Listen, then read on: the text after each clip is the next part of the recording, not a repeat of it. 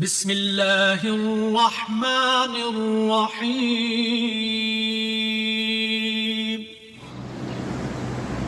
أن الحمد لله نحمده ونستعينه ونستغفره ونعوذ بالله من شرور أنفسنا ومن سيئات أعمالنا.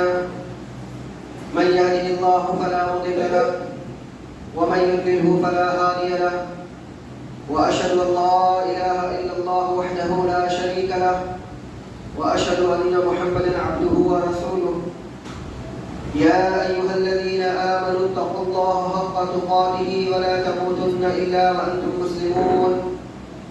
يا أيها الناس اتقوا ربكم الذي خلقكم من نفس واحدة وخلق منها زوجها وبث منهما رجالا كثيرا ونساء، واتقوا الله الذي تساءلون به والأرحام إن الله كان عليكم رقيبا.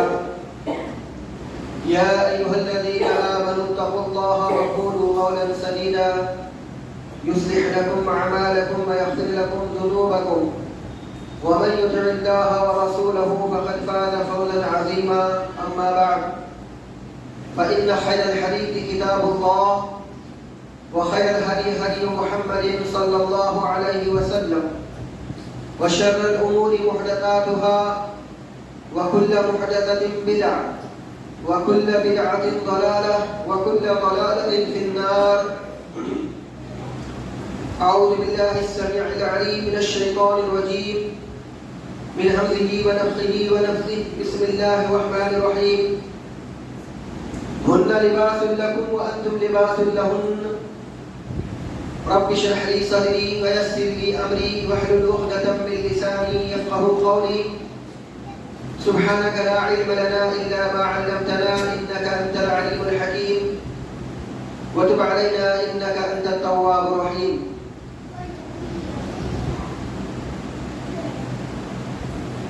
تمام قسم کی تعریف، کبریائی، حمد و ثنا اس اللہ وحدہ لا شریک کے لیے لائق و زیبا ہے، جس نے اس ساری کائنات کی تخلیق فرمائی، ہماری ضرورتوں کے واسطے ہر ایک چیز کو مہیا فرمایا، ہماری رشد و ہدایت کے لیے انبیاء اور رسولوں کا سلسلہ جاری فرمایا اور ہمیں مسلمان بنایا۔ درود و سلام نازل ہو تمام انبیاء کرام علیہ الصلوۃ والتسلیم پر، خصوصاً امام کائنات، امام الانبیاء، افضل البشر، خاتم النبیین، شفیع المذنبین، رحمت للعالمین محمد صلی اللہ علیہ وسلم پر۔ اللهم صل على محمد وعلى آل محمد كما صليت على إبراهيم وعلى آل إبراهيم إنك حميد مجيد. اللهم بارك على محمد وعلى آل محمد كما باركت على إبراهيم وعلى آل إبراهيم إنك حميد مجيد. معزز حاضرین جمعہ، عزیز بچوں، خطبہ مسنونہ کے بعد سورہ بقرہ، سورہ نمبر 2، آیت نمبر 187 کی ایک آیت کریمہ کے ٹکڑے کی تلاوت آپ کے سامنے کی گئی۔ انشاءاللہ اسی آیت کریمہ کی روشنی میں چند باتیں آپ کے سامنے رکھنی ہیں۔ اللہ رب العزت سے دعا ہے کہ اللہ تعالی ہمیں حق کہنے، حق سننے، حق سمجھنے اور حق باتوں پر عمل کرنے کی توفیق عنایت فرمائے، آمین۔ آیت کریمہ کا ترجمہ سن لیجیے۔ اللہ رب العزت نے سورہ بقرہ سورہ نمبر 2 آیت نمبر 187 میں ارشاد فرمایا، ہن لباس لکم، وہ عورتیں تمہارے لیے لباس ہیں، وانتم لباس لہن، اور تم ان عورتوں کے لیے لباس ہو۔ اس آیت کریمہ کا اگر آپ پس منظر یا بیک گراؤنڈ دیکھیں گے تو احادیث صحیحہ کے اندر میں یہ بات موجود ہے کہ رسول اکرم صلی اللہ علیہ وسلم کے زمانے میں یا آپ کی بعثت سے پہلے روزوں کے تعلق سے اللہ سبحانہ و تعالیٰ کا یہ حکم تھا کہ رات کے وقت کوئی آدمی اپنی بیوی سے ہم بستر نہیں ہو سکتا تھا، یہاں تک کہ افطار کرنے کے بعد اور رات کا کھانا کھانے کے بعد اگر کوئی آدمی سو گیا تو اس کا روزہ وہیں سے شروع ہو جاتا تھا، اب اس کو رات میں کھانے کی اجازت نہیں تھی۔ اسی طریقے سے روزے کی حالت میں رات میں اپنی بیوی سے ضرورت کو پوری کرنے کی اجازت نہیں تھی۔ ایک صاحب کیسے کیسے کر کے وہ اپنی بیوی سے واقع ہو گئے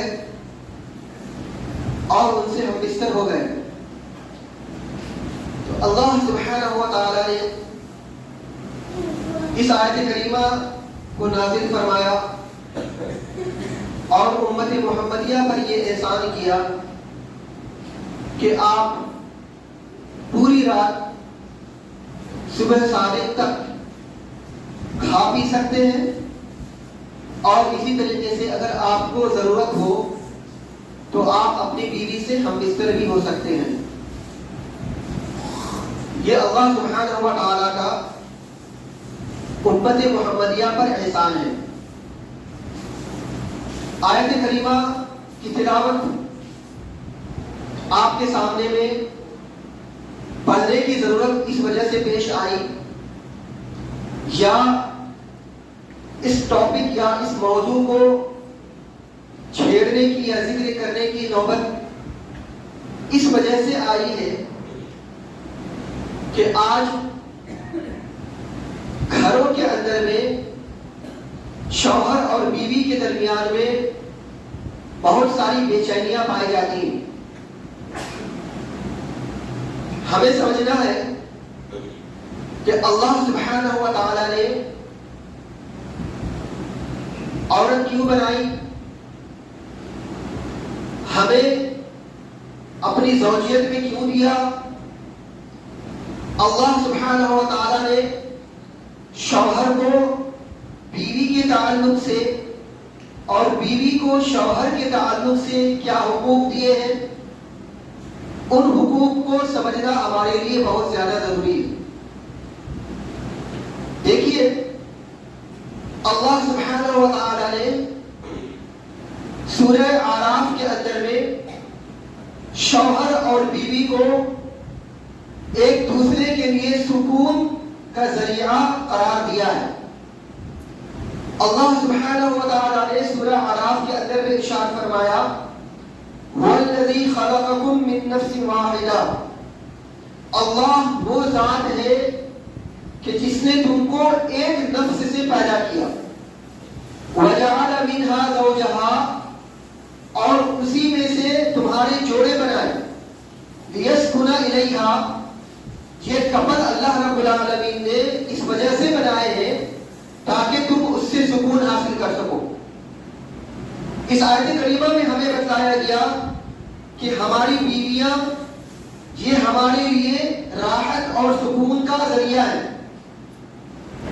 قرآن کریم میں اللہ سبحانہ و تعالی نے سورہ روم کے اندر میں بھی یہی بات ارشاد فرمایا کہ ہماری بیویاں ہمارے لیے رحمت اور سکون کا ذریعہ ہے۔ اللہ ارشاد فرماتا ہے وَمِنْ آيَاتِهِ أَنْ خَلَقَ لَكُم مِّنْ أَنفُسِكُمْ أَزْوَاجًا، اللہ سبحانہ و تعالیٰ کی بہت ساری نشانیاں ہیں، ان نشانیوں میں سے ایک نشانی یہ بھی ہے کہ اس نے تم کو پیدا کیا، ازواجا تمہارے لیے بیویاں پیدا کی، لِتَسْكُنُوا إِلَيْهَا، اور اللہ رب العالمین نے تمہارے لیے بیویاں اس وجہ سے پیدا کی ہیں تاکہ تم اس سے سکون حاصل کر سکو۔ وَجَعَلَ بَيْنَكُم مَّوَدَّةً وَرَحْمَةً، اور اللہ سبحانہ و تعالیٰ کا یہ احسان ہے کہ اس نے تمہارے درمیان میں محبت اور الفت پیدا کر دی ہے اور ایک دوسرے کو رحمت کا ذریعہ بنا دیا۔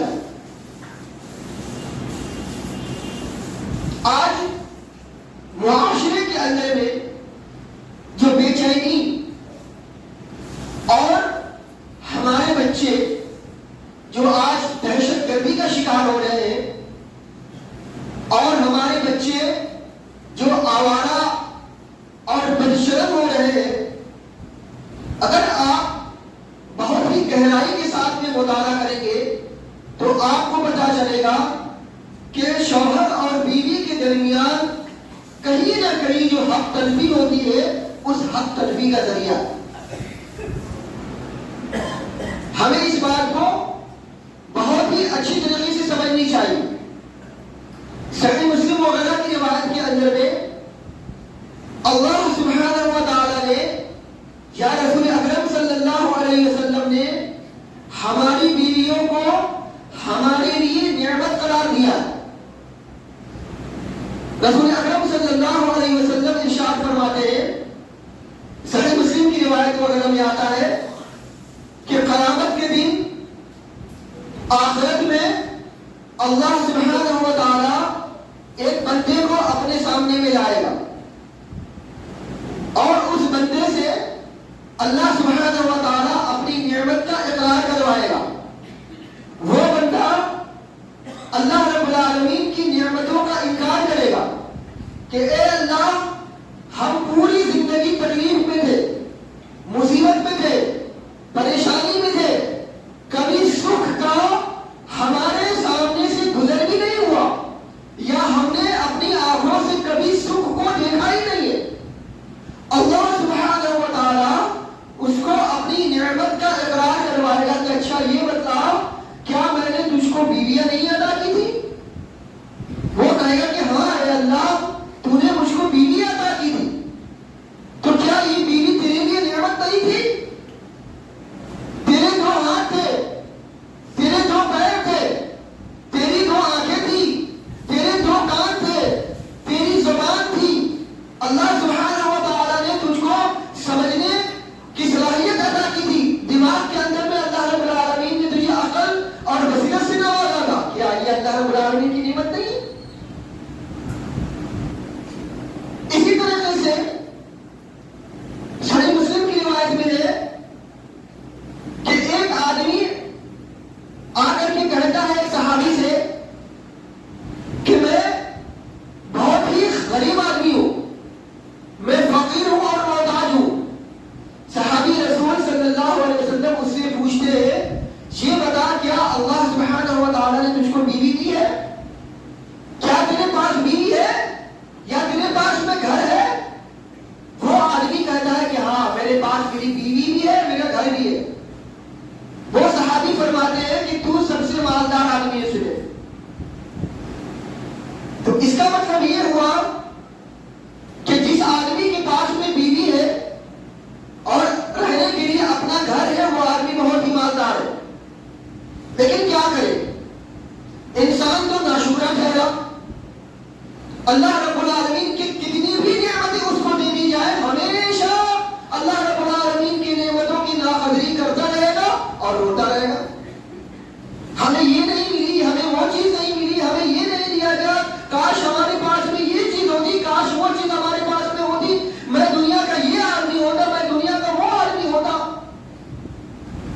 تو یہ کاش کاش کاش کرتے کرتے انسان اللہ رب العالمین کی نعمتوں کا کب انکار کر دیتا ہے، اس کو خود بھی نہیں پتا چلتا۔ تو اس لیے الحمدللہ ثم الحمدللہ، اگر ہم میں سے کسی کے پاس میں اللہ رب العالمین نے بیوی دی ہے تو سمجھنا چاہیے کہ یہ بیوی اللہ رب العالمین کے لیے، ہمارے لیے اللہ رب العالمین کی طرف سے بہت بڑی نعمت ہے۔ ہم کبھی بھی ان نعمتوں کی ناقدری نہ کریں۔ اور اسی طریقے سے بیوی پر بھی یا عورت پر بھی اللہ رب العالمین نے یہ احسان کیا ہے کہ اس کو شوہر عطا کیا، اس کے لیے بھی یہ نعمت ہے۔ اس کو بھی یہ بات سمجھنی چاہیے کہ اللہ سبحانہ و تعالی نے اس کو کوئی ساتھی دیا ہے، اس کو بھی اللہ رب العالمین کی نعمتوں کی ناقدری نہیں کرنی چاہیے۔ اسی وجہ سے شریعت اسلامیہ نے دونوں کے حقوق متعین کیے۔ اگر دونوں ایک دوسرے کے حقوق کو ادا کرتے ہوئے زندگی بسر کرتے ہیں تو اچھی طریقے سے زندگی بسر ہوگی، ورنہ اگر دونوں ایک دوسرے کے حقوق کو تلف کرتے ہوئے یا ایک دوسرے کے حقوق کو مارتے ہوئے زندگی بسر کریں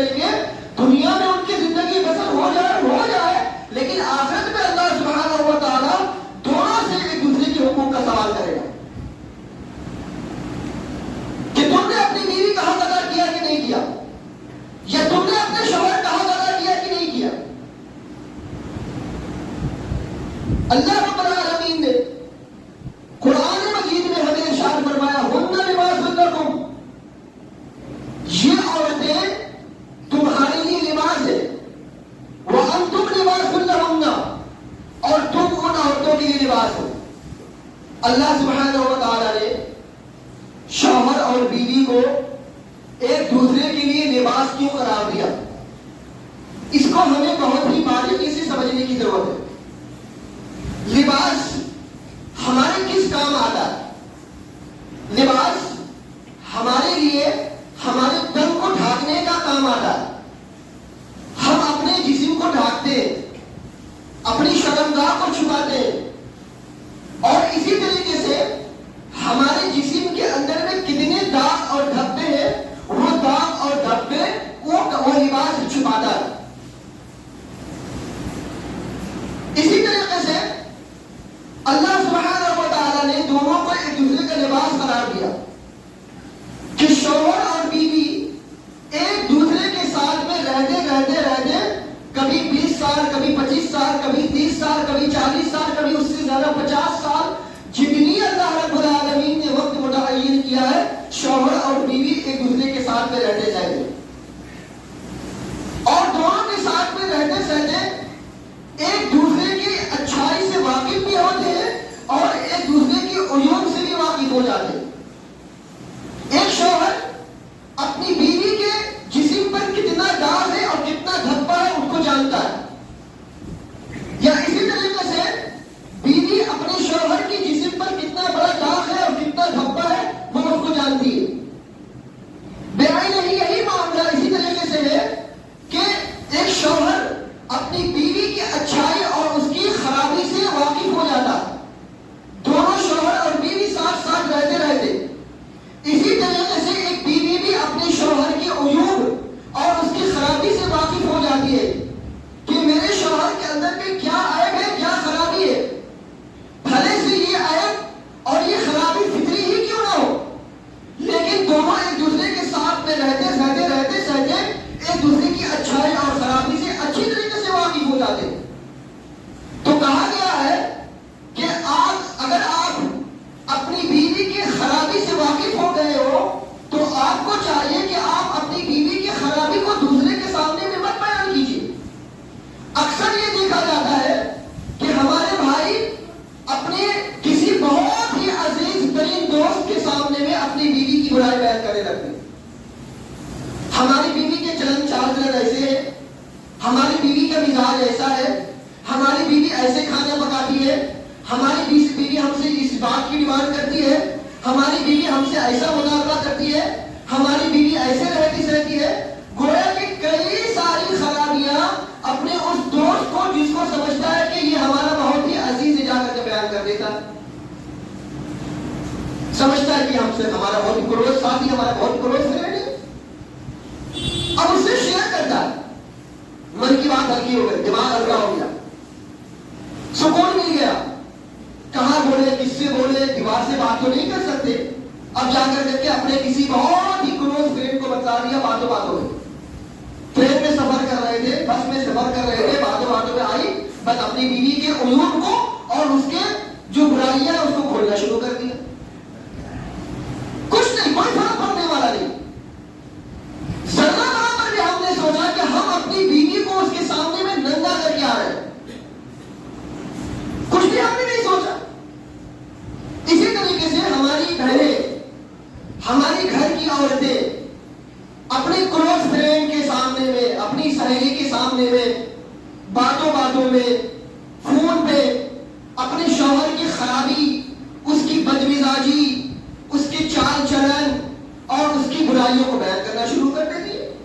ہمارا شوہر تو ایسا ہے، ہمارا شوہر یہ پسند کرتا ہے، ہمارا شوہر یہ ناپسند کرتا ہے، ہمارے شوہر ہم سے اس طرح سے بات کرتا ہے، وغیرہ وغیرہ، جو برائیاں آتی ہیں اپنے من کے بوجھ کو ہلکا کرنے کے لیے اپنی سہیلی کے سامنے میں بیان کر دیتی ہے۔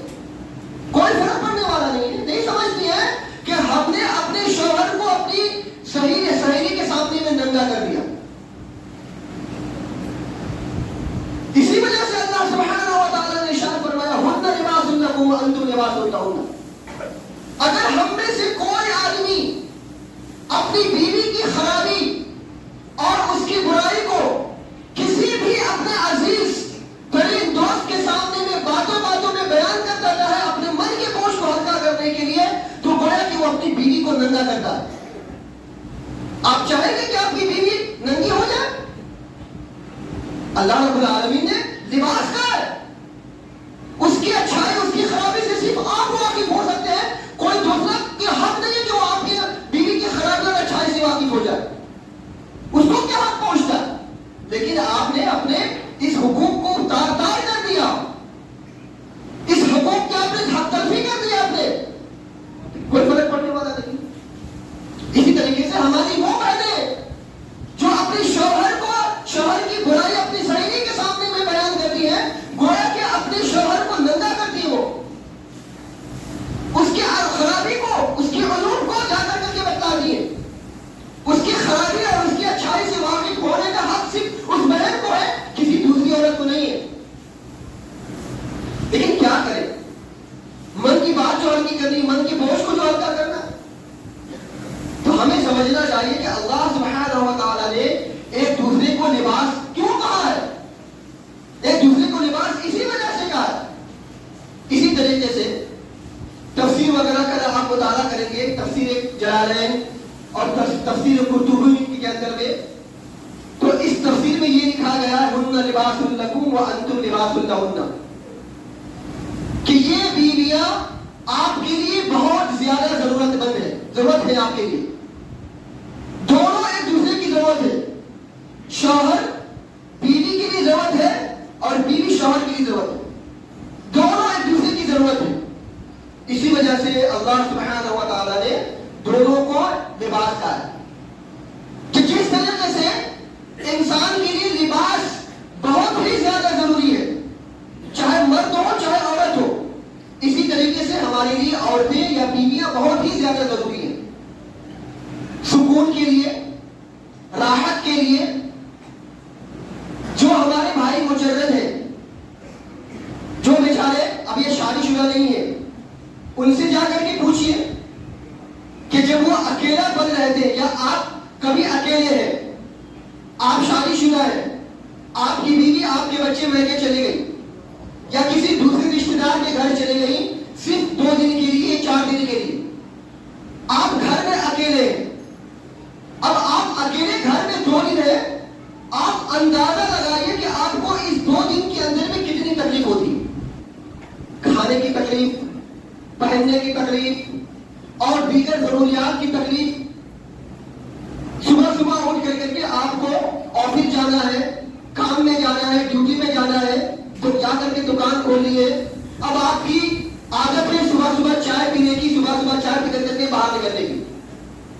دیجیے آپ چائے بنائیے. آپ جب بیوی تھی آپ کے پاس میں تو بیچاری آپ کے لیے چائے بنا کر کے دیتی تھی، ناشتہ لگا کر کے آپ کو دیتی تھی، اور آپ بڑے آرام سے ناشتہ کرتے تھے، چائے پیتے تھے، آرام سے اپنی ڈیوٹی کو جاتے تھے. لیکن اب کیا ہے کہ آدھا پون گھنٹہ 1 گھنٹہ پہلے آپ کو بیدار ہونا پڑے گا تاکہ آپ اپنے ہاتھ سے چائے بنائیں یا چائے کی جو اس کو مہیا کریں، ناشتہ مہیا کریں، اس کے بعد اپنے کھا پی کر کے اپنے ڈیوٹی پہ جائیں. اب آپ کے کپڑے نہیں، کپڑے کس جگہ رکھے ہوئے عورت جانتی، بیوی جانتی. اب آپ کپڑے کھوجیے، ہمارا بنیان کدھر ہے، ہماری لنگی کدھر ہے، ہمارا شرٹ کدھر ہے، ہمارا پینٹ کدھر ہے وغیرہ. آپ کھولیے اس کو. بیوی تھی تو آپ کو سب کچھ مہیا کر کے دیتی تھی، آئرن کر کے پریس کر کے دیتی تھی. بیوی تھی تو کون کپڑے پہننے، کہاں رکھا ہوا وہ کپڑا اس کو معلوم تھا، لا کر کے نکال کر کے آپ کو دیتی تھی. آپ بڑے آرام سے پہنتے تھے، اپنی ڈیوٹی اور اپنے کام کر جاتے تھے. لیکن اب آپ کو کھولنا پڑ رہا. اسی طریقے سے تھکے مارے گھر میں آئے رات کے وقت میں، شام کے وقت میں، آپ کو بھوک لگی ہوئی ہے، پیاس لگی ہوئی ہے. اب آپ کو کھانا بنانا پڑے گا یا کھانا باہر سے لانا پڑے گا، برتن نکالنا پڑے گا، برتن میں کھانا نکالنا پڑے گا، کھانا پڑے گا، پھر اس برتن کو دھونا پڑے گا.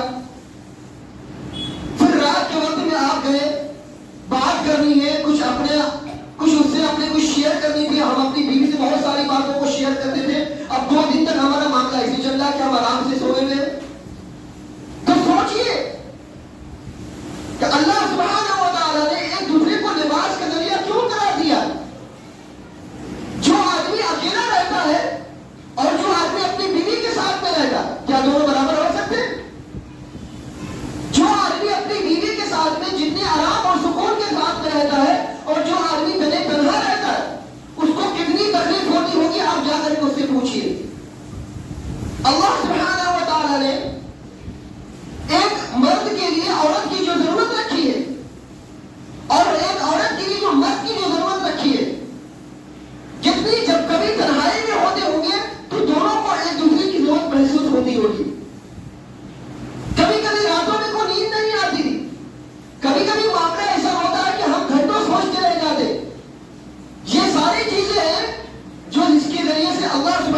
تعالیٰ نے فرمایا ہم لباس لکم وانتم لباس لہن.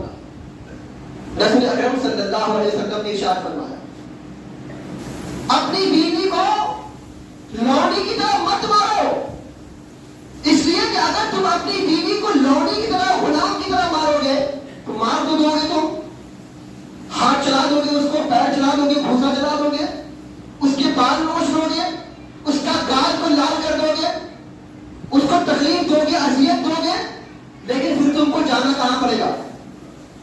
کس سے ضرورت پوری کرو گے؟ تم کس سے اپنی حاجت پوری کرو گے؟ اس سے جس کو تم نے مارا ہے، جس کے گال کو تم نے سجا دیا، جس کے تم نے چھوڑی، جس کے بال پکڑ کے تم نے نوچ لیے، اس سے جا کے تم ضرورت پوری کرو گے نا، کہ کسی اور سے جا کے ضرورت پوری کرو گے؟ تو اللہ کے رسول صلی اللہ علیہ وسلم نے فرمایا مت مارو اپنی بیویوں کو غلاموں کی طرح، لونڈیوں کی طرح. اگر تم ایسا کرتے ہو تو گویا کہ تم ایک دوسرے کی حق تلفی کرتے ہو، اپنی بیوی کی حق کو مارتے ہو.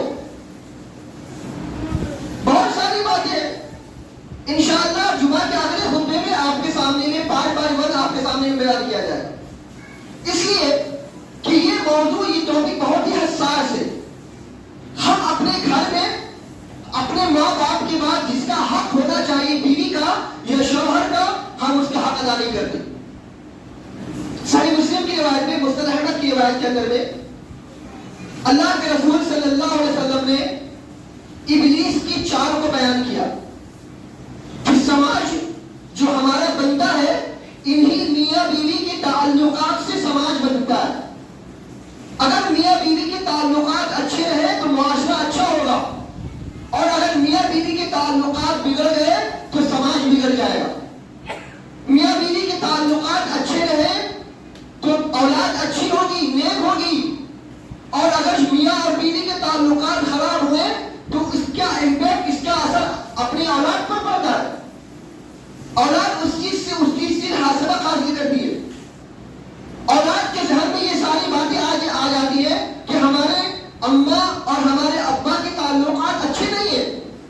بچپن سے یہ پروان چڑھتا ہے ہمارے بچوں کے ذہنوں میں، اور یہی سماج میں آتا ہے، اور یہ ابلیس کی بہت بڑی چال ہے. صحیح مسلم کے اندر میں اور مسند احمد کی اور بہت ساری روایات کے اندر میں رسول اللہ صلی اللہ علیہ وسلم نے ابلیس کی چال کا ذکر کیا کہ ابلیس کا تخت یہ کہاں لگتا ہے؟ پانی کے نیچے لگتا ہے. اس کا دربار پانی میں لگتا ہے، اور یہ اپنے کارندوں کو روزانہ بھیجتا ہے، جاؤ اپنے اپنے ڈیوٹی پہ لگ جاؤ، اپنے اپنے کام کو انجام دو. اس کے چیلے ڈیوٹی پہ لگ جاتے، اس کے کارندے ڈیوٹی پہ لگ جاتے. کوئی قتل کروا دیتا، کوئی جھوٹ بولوا دیتا، کوئی چوری کروا دیتا، کوئی کسی سے نفرت دلوا دیتا، کوئی سماج کے اندر میں برائیاں پھیلوا دیتا، کوئی زنا کروا دیتا، کوئی کچھ کروا دیتا، کوئی کچھ کروا دیتا. یہ جتنی بھی خرابیاں، جتنے بھی کرائم سماج کے اندر میں ہو رہے ہیں، اس میں ابلیس کی چال. شام کے وقت میں جب اس کا دربار لگتا ہے تو ابلیس اپنے تخت پر بیٹھتا ہے، بڑا جوان ہوتا ہے. چہرے آتے ہیں، کارندے آتے ہیں، اور کر کے سب اپنی اپنی خوبیاں بیان کرتے ہیں. میں نے قتل کروا دیا، کوئی کہتا میں نے زنا کروا دیا، کوئی کہتا میں نے چوری کروا دیا، کوئی کہتا میں نے کچھ کروا دیا، میں کوئی کچھ کروا دیا. اللہ کے رسول صلی اللہ علیہ وسلم فرماتے ہیں کہ ابلیس اپنے تخت پر بڑا جوان رہتا ہے، کوئی فرق نہیں پڑتا، بس سنتا رہتا ہے، سب کے کارنامے سنتا ہے. ایک چہرہ آتا ہے اور آ کر کے کہتا ہے کہ آج میں کافی دنوں سے شوہر اور بیوی کے پیچھے پیچھے لگا لگتے آج میں کامیاب ہو گیا. میں نے شوہر اور بیوی دونوں کے درمیان میں جدائی پیدا کر دی. جیسے ہی یہ بات کہتا ہے کہ میں نے شوہر اور بیوی کے درمیان میں جدائی پیدا کر دی، ابلیس اپنی تخت سے اچھلتا ہے اور اچھل کر کے جا کر کے اس کو گلے سے لگا دیتا ہے. تم نے بہترین کام کیا، تم نے سب سے اچھا کام کیا، اس کو شاباشی دیتا ہے. اس لیے کہ شوہر اور بیوی کے درمیان میں جب جدائی پیدا ہوتا ہے تو شوہر اور بیوی کے درمیان جدائی پیدا ہونے کے بعد اس کا سب سے بڑا اثر اگر پڑتا ہے تو اس کے بچوں پر پڑتا ہے. صرف شوہر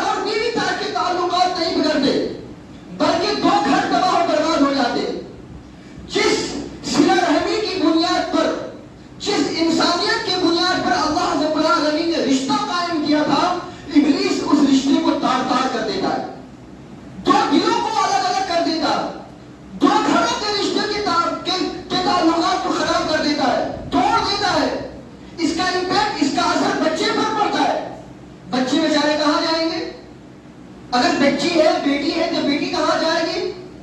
بچہ ہے تو کہاں جائے گا؟ لیجیے اب کورٹ کچہری لمبا کیس چلے گا، جج کا فیصلہ آئے گا، نہیں بچے بیوی کے پاس میں رہیں گے، عورت کے پاس میں رہیں گے، شوہر بیچارہ کیا کرے گا؟ شوہر بیچارہ زندگی بھر دل مسوس کر کے رہ جاتا ہے، وہ بیچارہ اپنے آفس میں لگا ہوا ہے، کام کاج میں لگا ہوا ہے، بہت ٹینشن میں ہے، بہت پریشانی میں ہے، ہمارا بچہ کیسا ہوگا، کہاں کھاتا ہوگا، کہاں رہتا ہوگا، کیسے زندگی بسر کرتا ہوگا۔